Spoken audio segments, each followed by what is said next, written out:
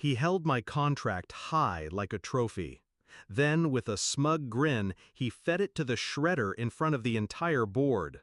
The blades chewed through years of my work as he spoke. "This is what your loyalty is worth." Laughter followed, his, not mine.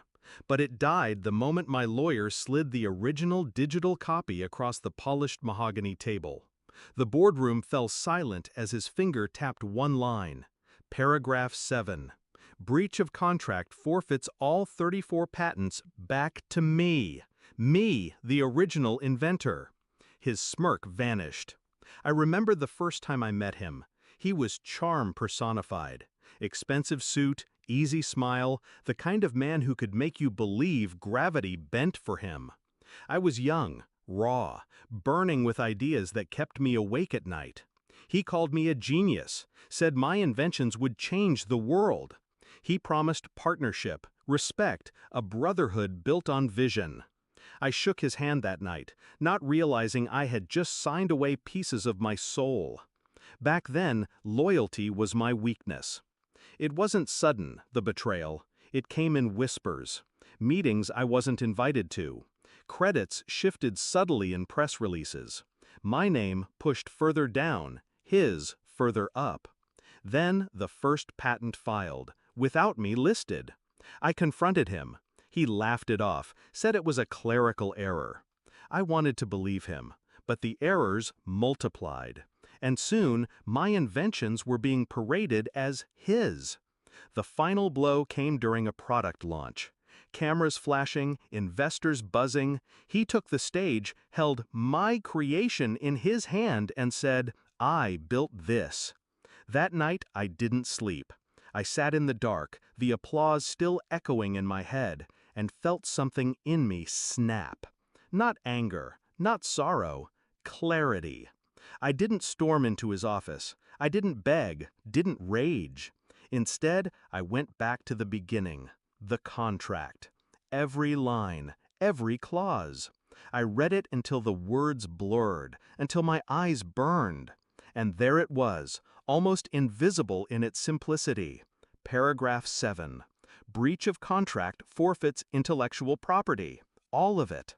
A safeguard I had insisted on years ago, back when I still believed he might betray me. My paranoia had been my salvation. So I stayed quiet, collected evidence.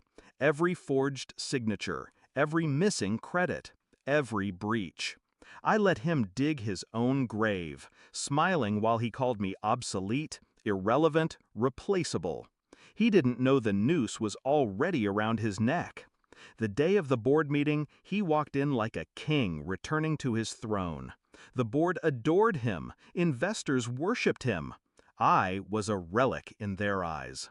He placed the contract on the table, tore it into strips, and fed it into the shredder. The machine groaned, metal teeth swallowing paper. He looked at me as it disappeared and spat words meant to humiliate. "This is what your loyalty is worth." The board laughed with him. I didn't. Instead, I nodded to my lawyer. He slid the untouched original across the table. The silence was surgical.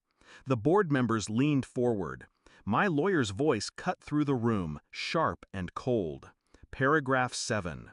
Breach of contract forfeits all intellectual property, patents, designs, and prototypes back to the original inventor. All eyes turned to him.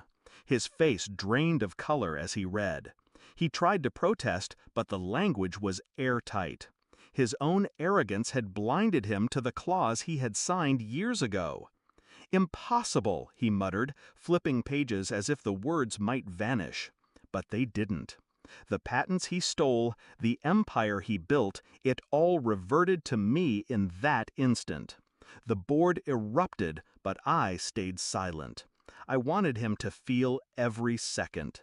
I watched as the realization settled in. The empire he claimed as his own was never his. The investors shifted, calculating new loyalties. His power, his authority evaporated in real time. He tried to laugh, but it came out cracked, desperate. Do you know what this means? You'll destroy everything we built. We? No, everything I built.